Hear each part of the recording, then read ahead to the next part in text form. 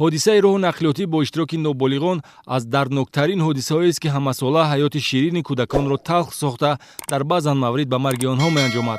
Санаи 23 апрели соли равон тахминан соати 9:30 ронандаи воситаи нақлиёти тамғаи Mercedes Benz аломати қайди давлатиаш TG 1616 GG02 Ҳайдаров Усмонҷон Шарифовичи 22 сола истиқоматкунандаи шаҳри Хуҷанд дар саҳни бинои шустушӯи воситаи нақлиёт ба номи Автоспо воқеъ дар маҳаллаи 34-уми шаҳри Хуҷанд ҳангоми ба қафо рондани воситаи нақлиёт пиёдагард духтарчаи 5 соларо, ки дар қафои воситаи нақлиёти мазкур ҳаракат мекард, пахш намудааст. Дар натиҷа хурдсол ҷароҳати вазнини ҷисмонӣ бардошта дар ҷои ҳодиса ба ҳалокат мерасад.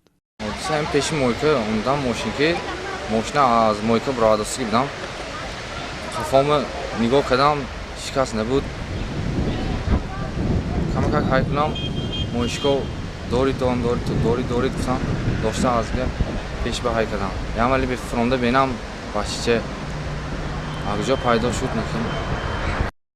қайд кардан ҷоиз аст, ки барои содиршавии садамаҳои нақлиётӣ агар аз як тараф ронандагони воситаи нақлиёт гунаҳгор бошанд, аз ҷониби дигар хурдсолону ноболиғон низ баҳри ба амал омадани ин гуна ҳолатҳо мусоидат мекунанд.